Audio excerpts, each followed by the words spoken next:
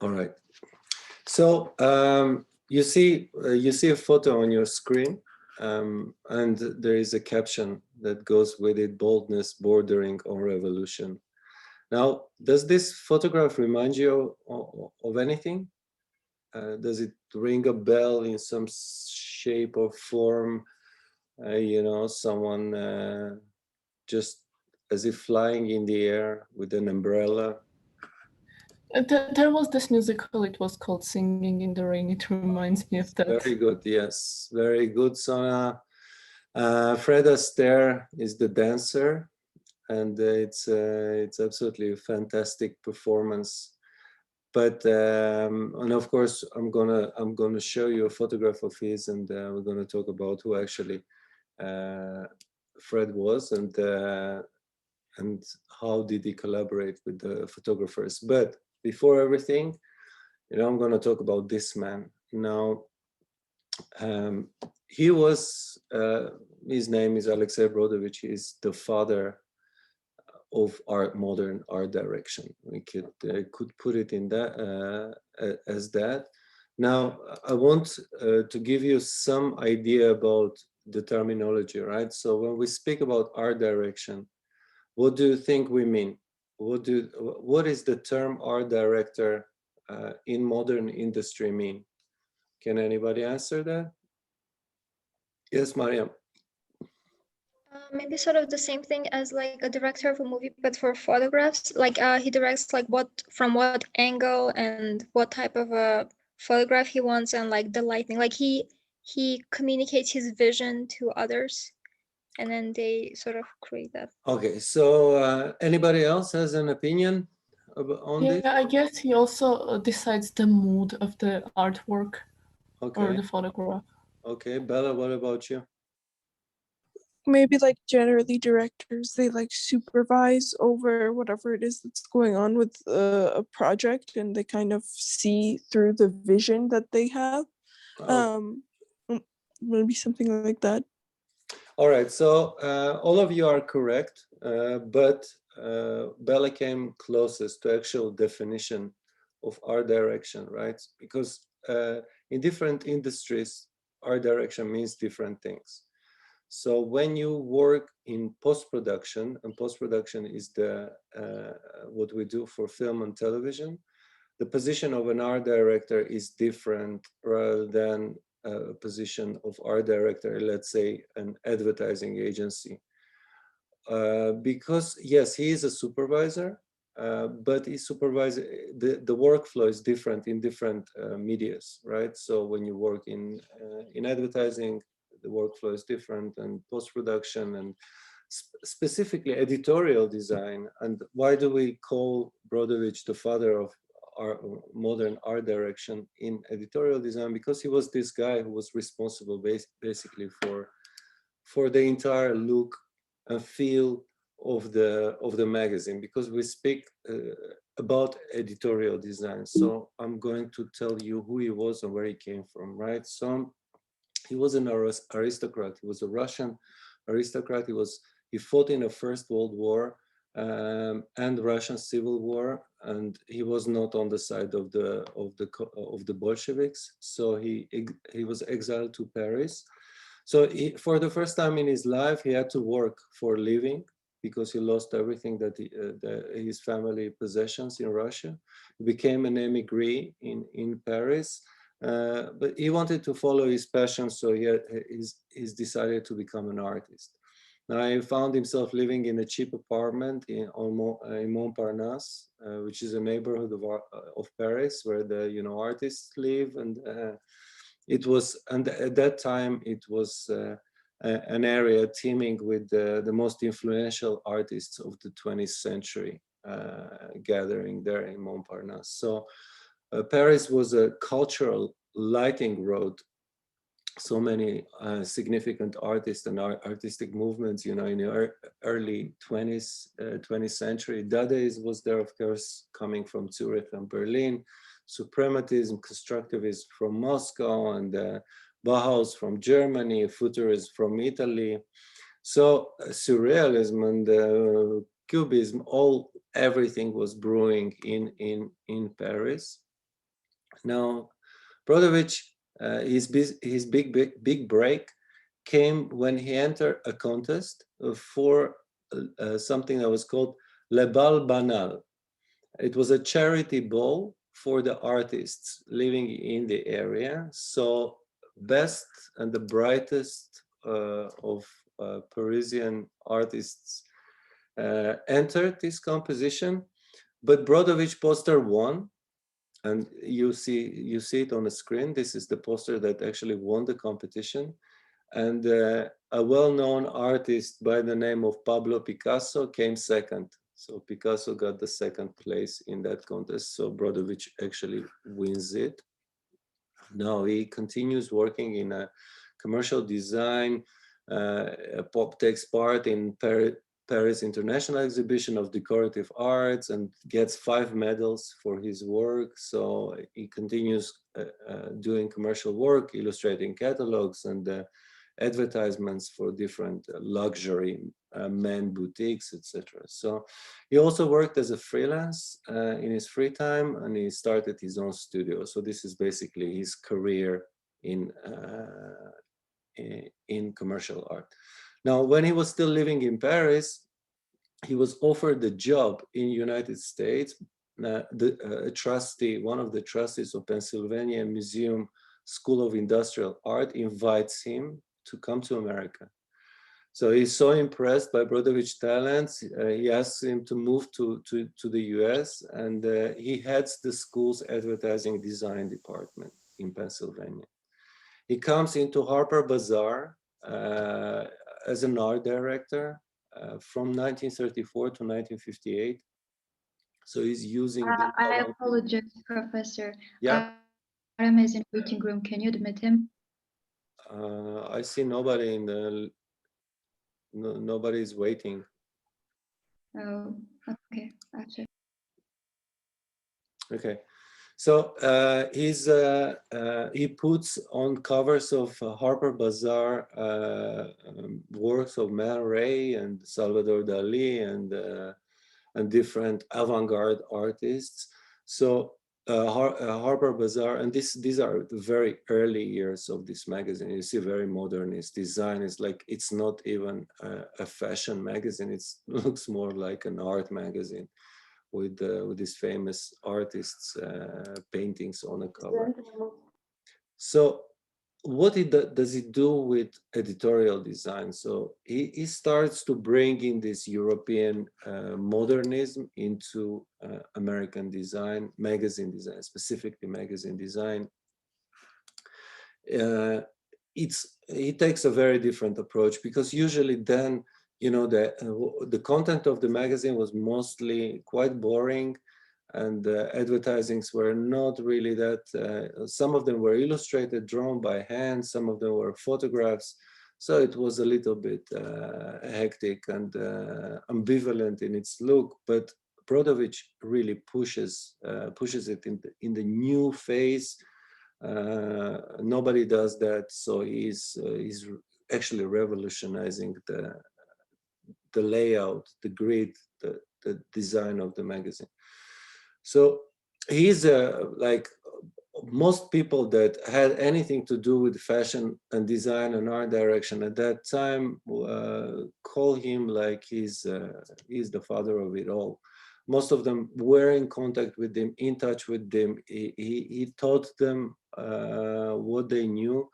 He managed to combine this great talent that he had with the talent of a teacher and the qualities of a teacher. And you see the quote here of one of his students, Alexey Brodovich taught me to stay curious, to be intolerant to mediocrity, to worship the unknown. So 3 things: curiosity, intolerant to mediocrity. So he wanted only perfection, and discovery. So he takes the text and the photograph and he jams them together. He starts playing around with typefaces to create this very dynamic storytelling, visual storytelling that enhances both design and the content. So it's like, it's almost as if it's an elegant poetry using the typography. So every issue flowed like a musical composition, using changes in size, complexity, value, color. So you get like a sequence of experiences and get a lot of energy and movement on a printed page, because he was using photograph and text in this this unique way.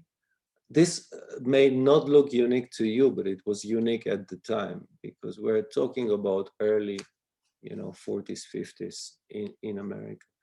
Now, he would typically, how he would do it, he would begin his layout by designing the page by hand, illustrations, sketch them more or less by hand, and the placement of the text on the page.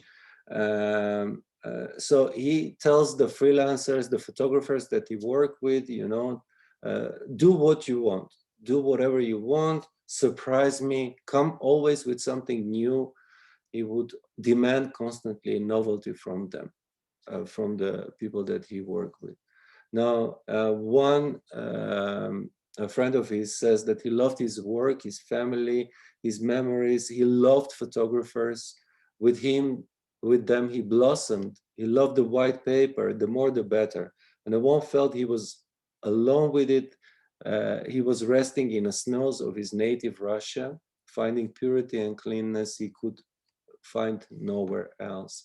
So he had this big nostalgia, to Russia, like most Russian emigres that were forced to leave Russia and ended up living in the West, missing their homeland. So for him, these white pages of the magazine were like the white snows of Russia. So he produces this beautiful little book called Ballet, 104 photographs by Alexey, Brodovich,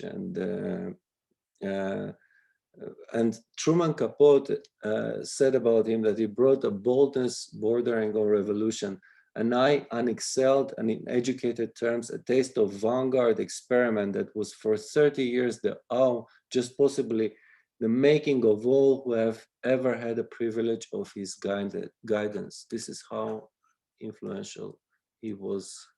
And as a photographer, he's great. This little book, you can find it online with the photographs of the ballet by Brodovich, really incredible. Now, he worked with two photographers that I want to talk about today. Both of them were fashion photographers, and naturally Harper Bazaar was a fashion magazine, so was Vogue. Yes, Mariam? I'm sorry, I got confused a little bit. So was he a photographer as well then? He was also a photographer himself. He was an art director, so his job was, the project of Ballet is something that he produced as a photographer, but as an art director of Harper Bazaar, he was, the supervising the entire creative process of the. By the way, who can tell me the difference between the creative director and an art director? The creative director is more for the maybe fashion lines and brands, whereas art director is working on the set for a special campaign, maybe. Okay, Aram? It genuinely depends on a sphere, but mainly creative director is responsible for the concept, for the idea, for the thought, and arts director is responsible for execution, for like what final product, what kind of it look gets. Yeah, okay. So creative director, art director works under creative director supervises the entire process. Art director works out specific solutions and works with a team of designers and photographers that actually produce the work, but the creative director is supervising the vision. Yeva, you wanted to ask something? Add something? No, I was gonna say the same comment. Agree with Arame, basically. Okay, great. Mhm. So let's talk about Irving Penn. Now, he said about Brodovich that all designers, all photographers, all art directors are, whether they know it or not, students of Alexey Brodovich. Now, Penn was one of the greatest 20th century photographers. I'll show you his work, you'll understand how unique his language was, his visual language was. He was born a quarter century after Vogue was founded, but he spent 66 of his 92 years at the magazine. He lived for 92 years, 66 he spent at Vogue. Now, his first credit appears in August 1943 issue, and last one in 2009. So he created unprecedented 165 covers for the Vogue magazine, which is quite incredible, more than any other single photographer ever. Now, he does photograph famous people. This is John F. Kennedy. I spoke about JFK in the last class. Remember that, you know, the story with the Eros magazine and his affair with Marilyn Monroe. So he and the unique thing about not a unique but more like a specific thing to the way that Penn was shooting, he always preferred to use a natural light. So he would bring people into his studio, put a neutral background, and manipulate the position of the sitter to take the most out of natural light. He preferred natural light to artificial light set up in a studio. So he shoots famous people, he shoots JFK, shoots a portrait of Picasso. He does different, beautiful, really. I think De Niro here is young and unmistakably, you know, it's just, the expression on his face is so well caught, and there is magic happening between a photographer and a model. And if there is no connection there, if there is a disconnect, then photographers usually cannot get the stuff they want. So the chemistry is very important. As you can see, Penn had a lot of good chemistry with the people he photographed. This is Yves Saint Laurent, and it's. I want you to give me a passing comments about the pictures you see, whether if you notice something or you see something you like in particular, please let me know. Now, one photo that I want to show you and talk about, this is a photograph of the hands of Miles Davis. He took this photo in July 1st, 1986. I'm going to show you a short video explaining the story of this. Watch this.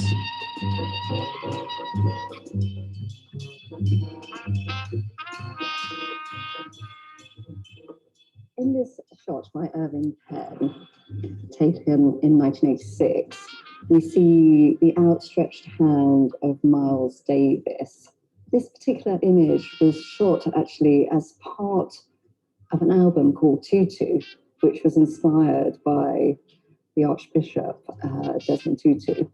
When these two kind of icons met, it wasn't the most comfortable. Miles Davis did have a reputation which rather preceded him for being offhand. So he arrived at the studio and Penn tried to engage him in conversation and didn't really, it wasn't really happening. Anyway, he asked him to take off all his gold jewelry, and he noticed these incredible hands of Davis, and he focused on these. And despite, you know, the sort of diva-ish behavior perhaps of Miles Davis, he left the studio by approaching Penn and kissing him straight on the lips. Penn did say afterwards, apparently, that he was blown away by him and just went home and he listened to his music, and, you know, that was it. He said he will never forget that day.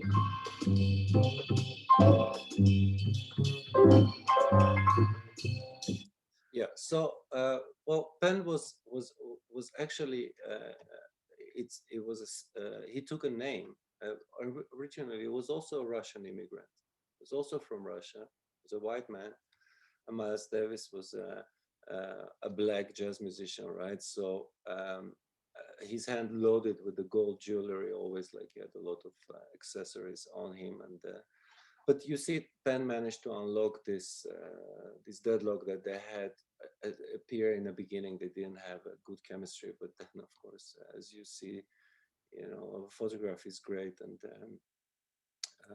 Davis was happy with the results. So Penn shoots. Yes, Maria. Just noticed that in some of the examples, the hands were cotton. Like you see, even here, the elbow is kind of not fitting. I just wonder if that has any a meaning, or it just happened like that. Okay, so we're talking about cropping the photograph, right? So this is done. It can be done by two people, right? It can be done by a photographer himself who shoots the photograph with the crop. That means some elements leave the frame, but then photograph can also be cropped later by the art director when he has to fit it into the layout of the magazine, because sometimes, you know, you need to manipulate the photograph to fit better, and sometimes cropping occurs. So in this shot, whether the crop is done by Penn on camera or done in a magazine, we can only find out if we compare the original photograph, the negative, with what was printed in a magazine itself. So we have no way, unfortunately, of knowing that. So he should just look at this. I mean, this is just absolutely fantastic work. And particularly, I want to mention the light, because he is the master of this. First of all, of course, you need to set up the figure so that it will be absolutely flawless. Like, look at the shapes and the forms and the way that that he works with light and line. And there is so much. It's just purely classic. But notice how the hand becomes a focal point in an image, how these lines intersect and create this very dynamic static, but there is a movement in it as well. So he travels a lot. He shoots photographs of indigenous people. So he travels around the world and takes photos of different cultures. For example, this one is also interesting, probably taken in Morocco or Iraq. I'm not so certain. He also shoots still lives. This one he calls this small trade series, when he brings people from a street, you know, into his studio, and he photographs them very spontaneously. Just simple people from the street doing different things. So he produces this fantastic series of the small crafts people that work in this. So he realizes his full potential as a photographer in both in his professional and personal work. Usually at that time, photographs are shot with the medium cameras or large format cameras, producing a negative 6x6 or 12x12, which is quite large. You know, you don't use 35mm cameras for this sort of work, especially because you had a limitation of the print, because the photograph needed to then be reproduced in a magazine. So for you to get all this quality, all this texture, all this detail, you needed to shoot a photograph with a large camera. So he spent some time in New York as Brodovich assistant at Harper Bazaar, and he took on different art director jobs. Then he went to Mexico to paint in 1941, and he travels through all South America, taking photographs along the way. He comes back to New York, disappointed actually with his paintings. He destroys them. In the same year that he returns, and then Alexander Lieberman, who is the new art director at Vogue in 1943, he hires Penn as his associate to prepare layouts and suggest ideas for covers to the magazine photographers. What do you have to say about this picture?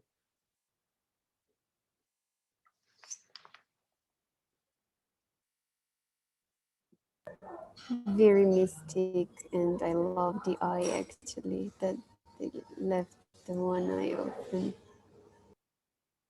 Okay.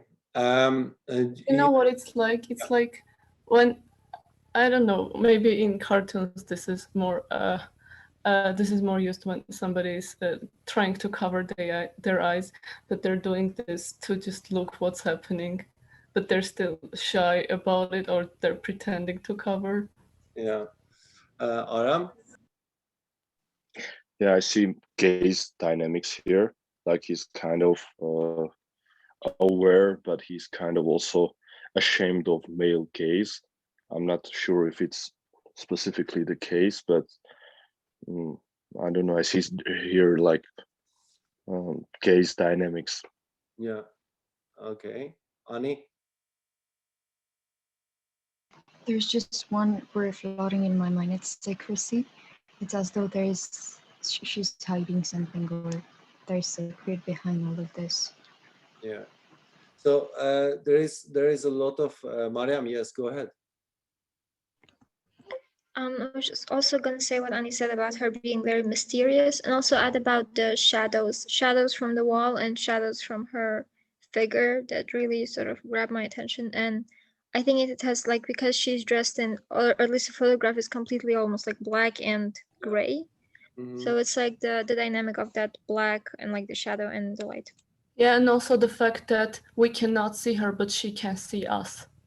Okay, interesting. What about you, Yeva?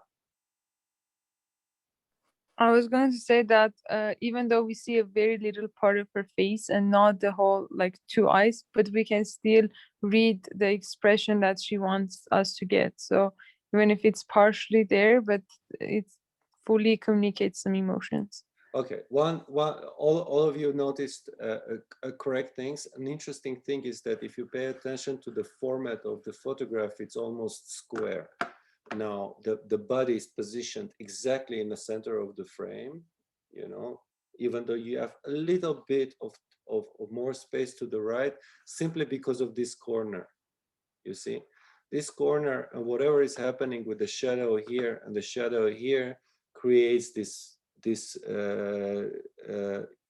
feeling of space, constricted space. She's inside of a box, but there is a light and coming from the right, and it's just absolutely fantastic in terms of texture. With this so much detail here in her clothes, but at the same time silhouette of the entire figure in the frame, and a position in the frame, and a focal point of her face, which is half covered. It's just, this visual language is just pushing all the right buttons when you look at it. You know, it's fascinating. You keep looking at this photograph for a long time. Monica, you want to add something? Yeah, I wanted to say that there is a very interesting and unique perspective, like from which direction you're taking the image, the photo. And also like it has got a very clear and concrete focus on the object. I mean, in this case, on the person, like no excessive setting or background, you know, that makes it very attractive to look at it. Absolutely true. Absolutely true. You're right. So he's a master of framing. He's a master of composition. He knows exactly how to set up an image to make us want to look at it more and more and more. So Lieberman, which I mentioned, who was the art director of Vogue from 1943, he was also Russian emigre. And he looked at Penn's contact sheets from his recent travels, and he recognized a mind and an eye that knew what it wanted to see.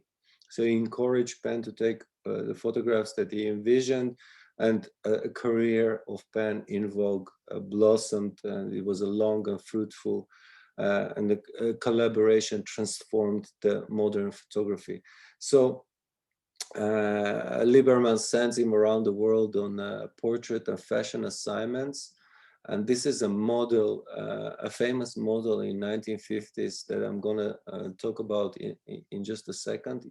Her name was Dovima, and there is a very interesting story connected to her. This is a photo that he took. But look, remember when you see the shots that I'm showing you, pay attention to the level, the eye level, where the camera is positioned, you know, compared to the previous shots when, you know, the camera that we just discussed, when camera is up high and quite remote, here it comes down to a lower to get the perspective of the room with this fantastic, you know, ornamentation in a bag. It's clearly Morocco or an Islamic environment. So, and the way that the white wall and the negative space here creates this fantastic contour of the face, and the pot and the teapot in the background is just great. So since he was shooting in a controlled environment in a studio, and studio is a controlled environment, that's why most photographers prefer to shoot in a studio, because you can control everything that is happening there. It's very different when you go on location. When you go on location, you know, shoot on location, there are so many different factors that can interfere with the process. But when you are in a studio or an absolutely controlled environment, so he can get anything he wants from it. But this still, again, prefers to use natural light to shoot his sitters.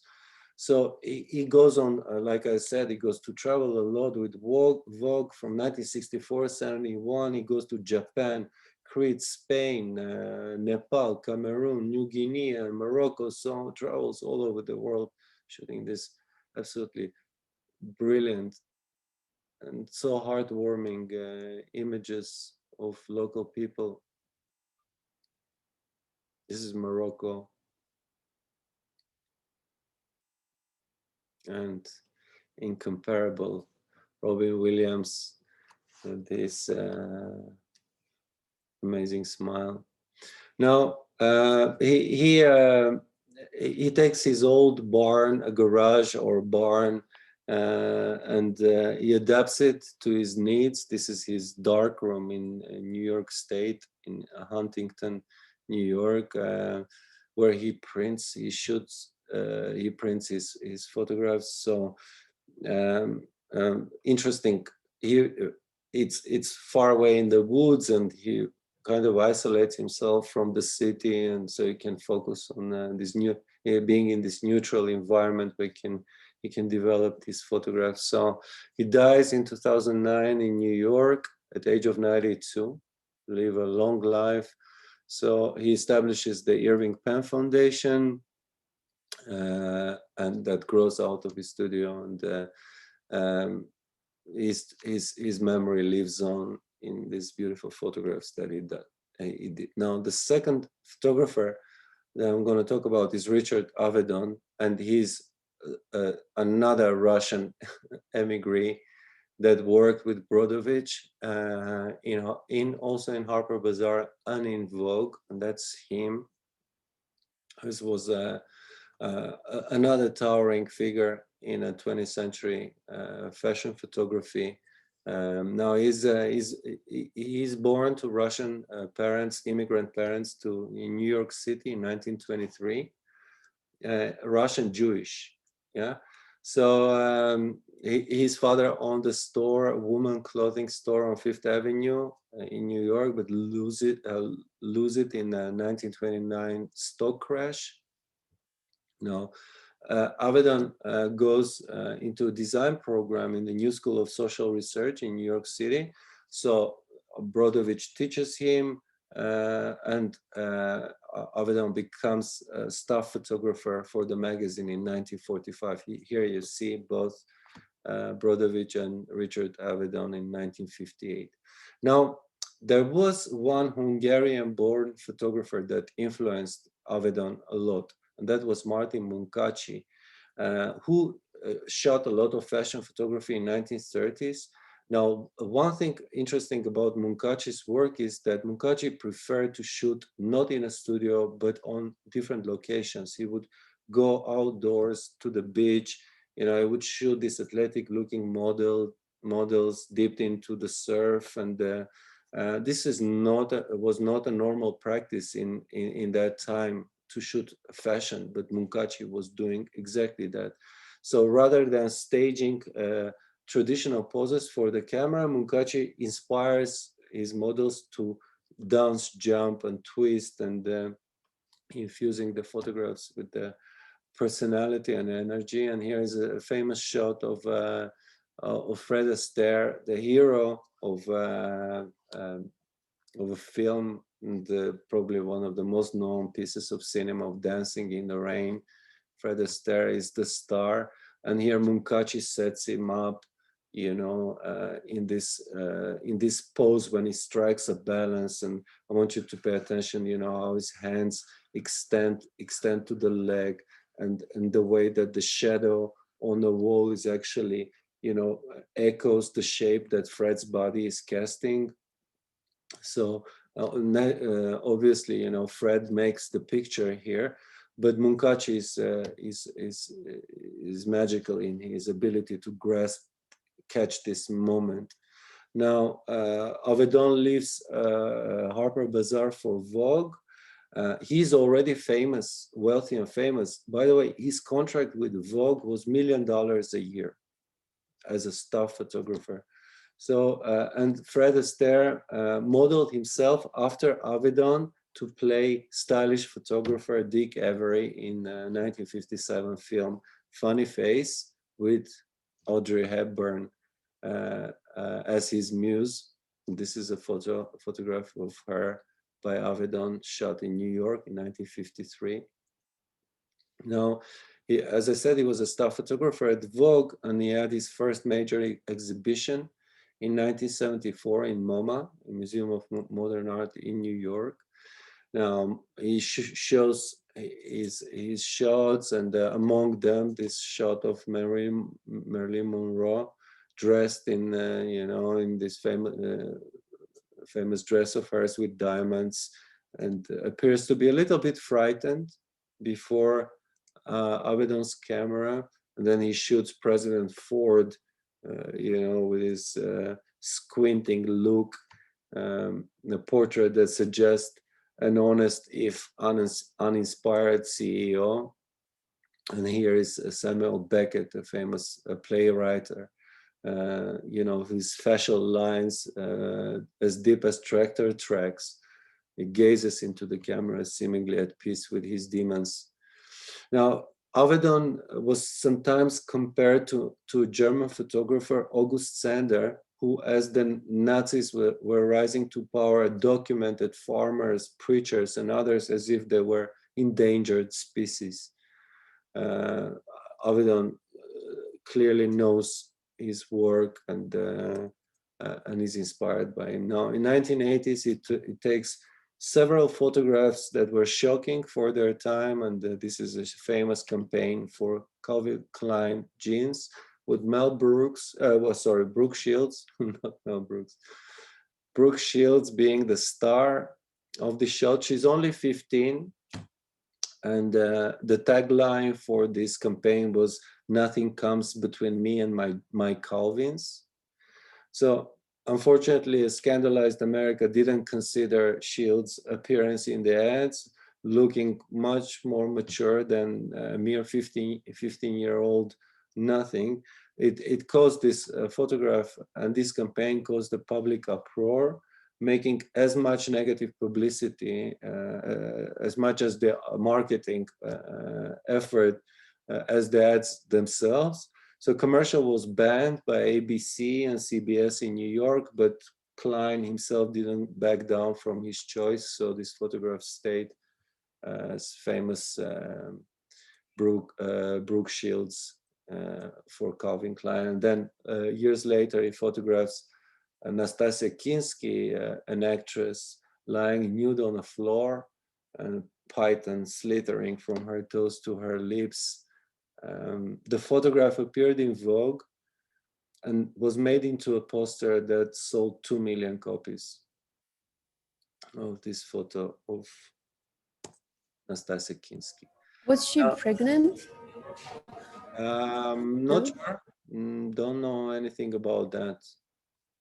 But, okay, so you see this is, for example, a compositional cue analyzed by a photographer himself, Eric Kim.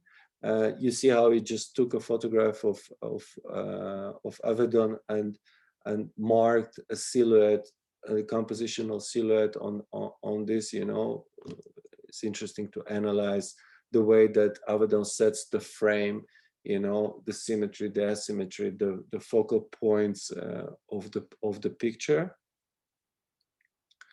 Now, let's talk about one particular photograph, and I'll tell you a story that is connected to it. Now, remember I mentioned Dovima, and she was a famous model in 1950s. She did a lot of work. She was born Dorothea Virginia Margaret Juba, and she took a nickname Dovima, which is amalgamation of the first three names. So Dovima, Dorothea Virginia Margaret. She becomes Dovima. She did a lot of commercial work in 1950s, and she coined the term supermodel. And she very much was. She had a lot of public flows and things she would go on record saying. There was one instance when they were on shoot in Egypt, and somebody said, "How do you like Africa?" And she said, "Who said anything about Africa? We are in Egypt." And once she was explained that Egypt is in fact in Africa, she came back with, "Well, I should have been charging double." So she was this looks naturally a very beautiful woman with this long neck and very impressive appearance. Avedon photographs her a few times on few occasions, and I'm going to show you a short clip about this photo. This is a famous photograph called Dovima with elephants. And before I show you the video, I want you to remember that in 1950s, the fashion photography was not very progressive. So there was not a lot of originality in fashion photography at that time. So a lot of the time, the photograph was just the image, a portrait of a model, usually just the head with the shoulders slightly hinged, and so you see the face or gone or whatever is advertised. So there is not a lot of playfulness and energy thrown into that, but Avedon so to break this down and look at it, I think there's a lot of things that make this very interesting. And, you know, one of the things that is very noticeable that you see at first glance is the way this is composed. You have Dovima standing in the middle wearing this black dress with the long sash, and the way that her arms, her shoulders are tilted back, her head's almost against the elephant. She's resting one hand against a trunk, and the other is very gracefully pointing off to what we see as the right side of the image, and that elephant is almost pulling back in a sense. So there's a lot of energy and a lot of communication just in her hands, shoulders, arms, and the way that is juxtaposed and contrasted with the way her legs are pointing straight down. If you look at her stance as well, and I'm going to come back to this in a second, but she has you know, one leg pointing straight out. It's her right leg, I believe, and the way the foot is at the very bottom of the composition. You know, it's this very confident pose. The other thing that's very interesting about this image is compositionally, this is made up with the subjects as a series of contrasts. And so obviously she's wearing, you know, you have her pale white skin that's a high contrast to the black dress that she's wearing, which is also a high contrast to the way that sash works. You also see the contrast between, I'm gonna zoom in a little bit so you can see this better. You see the contrast between her white skin and the elephants with the dark gray skin. There's also some kind of maybe more psychological, metaphorical things that are going on here too, as well as contrasts go. You see obviously the contrast between man and animal. You see the contrasts of youth and age. And this is something that I think was very attractive to Avedon, as he explores age a lot in his work throughout his career. But that contrast is shown here. You have the older wrinkled elephants, which exude, you know, you think of the elephant as a symbol of power, of knowledge, of wise age, you know, and then you have this very youthful, beautiful woman in the middle. So, you know, not only age, but also human versus animal. And then also, I think this is interesting as well, is if you look at the body language that's going on here, And, this was probably, well, I'm sure it was posed where they got the animals to actually start pulling their feet up. But what's interesting about this is if you look at her confident pose where she has one foot, very confidently put out in the middle of the composition, a huge amount of confidence is being exuded, yet the animals are almost like trying to back up and their feet are off the ground and they don't have that powerful pose that you normally associate with a creature like an elephant. Also, I think you could probably argue, and I've heard other people say this too, that you see the contrast between freedom and captivity in this as well, which is a huge contrast. The way she's very almost floating her upper body here. And then, when you start diving down in here and you actually see the elephants are chained to the floor. So anyway, a lot going on. This is really interesting. This was a location shoot that Avedon did, which he was, which he preferred to do. This was shot in Paris at the Cirque d'Hiver Theater and using the circus elephants that were there. So anyway, a lot of things that are very different than what you're normally seeing with fashion photography at that time. The other interesting thing, just from a technical perspective, is that Avedon photographed this with an 8x10 camera. And Avedon was known for this. He really liked the final image to always have the natural crop marks that are set up and framed. If you've ever shot in large format before, the negative carrier where you actually place the negative and put it into the camera has these metal, slates that stick out that hold the negative flat against the back of the negative carrier. And, they're there for a reason. But he never liked to crop those out. And this was kind of known as the Richard Avedon frame. You see that frame in his images a lot. And so what's interesting is he did all of his cropping in camera. Using an 8x10 camera or ultra large format like this, it makes it interesting to see how, because it's not like you're going to zoom in on one of those cameras. It's a fixed lens and the camera's huge. It's an extremely contorted effort to move it around. So the way this is cropped, there was a lot of attention paid to that. There are actually 4 elephants in this image. We really only see 2. The other 2 are implied. You see one who's cropped out, much like that other picture I was talking about a minute ago. It fills out the image subtly without you really noticing it's there, and you see the leg of the 4th elephant over on this side. And so there was a conscious decision to crop it like this. If you consider what this image would have been if he had flipped this from portrait orientation to landscape, shot it horizontally, and included all the elephants, it may not have been quite as strong. There is a second image from this photo shoot that is a very beautiful image that is what I'm talking about. And she's wearing a different dress, and it just does not come together quite aligned as this image does. And so it's kind of interesting too. Also, because of the large format, let's look in here. I'm going to zoom in. There's a lot of detail that's going on here that you pick up with a large format, particularly in the wrinkles on the elephants, the way the sash works, the way it's lit. And then also you see little sticks of hay that are flying up in places too. And there's just such an enormous amount of detail that you're seeing in this image. Also, we're going to get really nerdy from a technical perspective. One of the things that Avedon said he was going for with this image was a very dreamlike quality.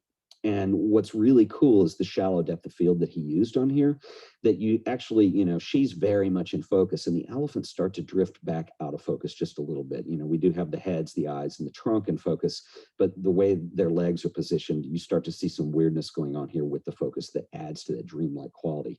And I think that's amazing and beautiful, almost a little bit of motion blur in the feet as I'm sure they were moving. And then you can kind of also see that the background is thrown out of focus on here. And so again, with the contrast, just the way this trunk blurs just a little bit, it's so subtle, but it adds to that dreamlike quality that he was going for with this. I think it's also interesting to note that Avedon was never happy with this image.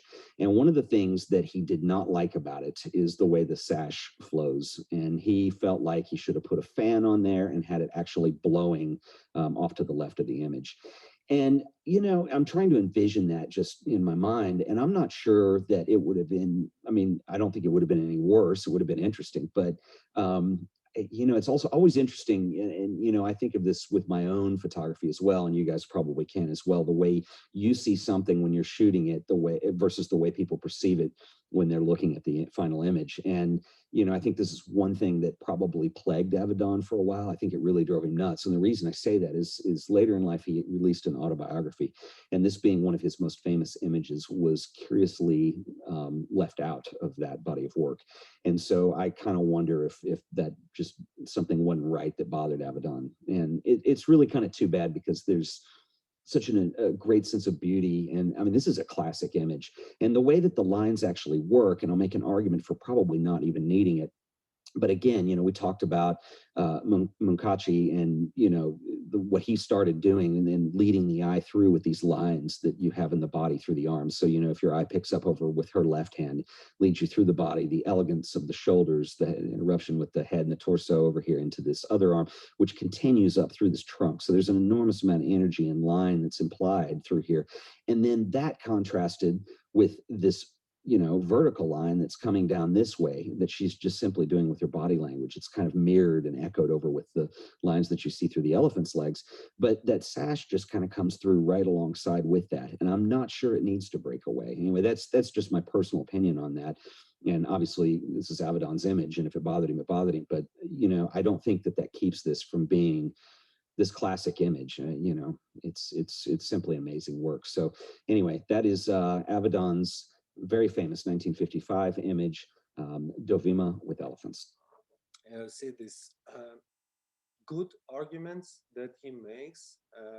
He tells the story of actually how it was shot. But one thing I want you to learn from this is that when you look at an image, you should start, you should by now be able to identify the patterns, the visual patterns that are there. The lines, the texture, and if a photograph has got a quality that moves you, it creates an emotional resonance with you, you should always ask yourself, why is that happening? When you try to break down the image, when you try to understand how is it composed, what role light, texture, shape, movement, and composition plays to create this emotional feeling that you have, then you are able to reproduce that through your own work. And that's why this visual analysis is very useful and very good thing for you to do. This is a skill you're definitely going to need in the future if you're going to work in photography. So this is it, guys. And remember Brodovich, with his poor guy died in poverty alone, and so did few quite Munkachi as well. Even though he had a fantastic career as a fashion photographer, he died poor. So remember those names and research. If you are interested in these images, research it more. You'll find out absolutely amazing stuff. And I hope this was interesting for you. So we're going to reconvene on Friday, and on Friday I'm going to give you the last assignment that you're going to have. And from there, we're going to already move on to the term project. So we have a class on Friday, and then we have a few more classes next week. So I'll see you on Friday then, guys. Yeah? Thanks a lot. Thank you so much. Bye. Bye. Bye.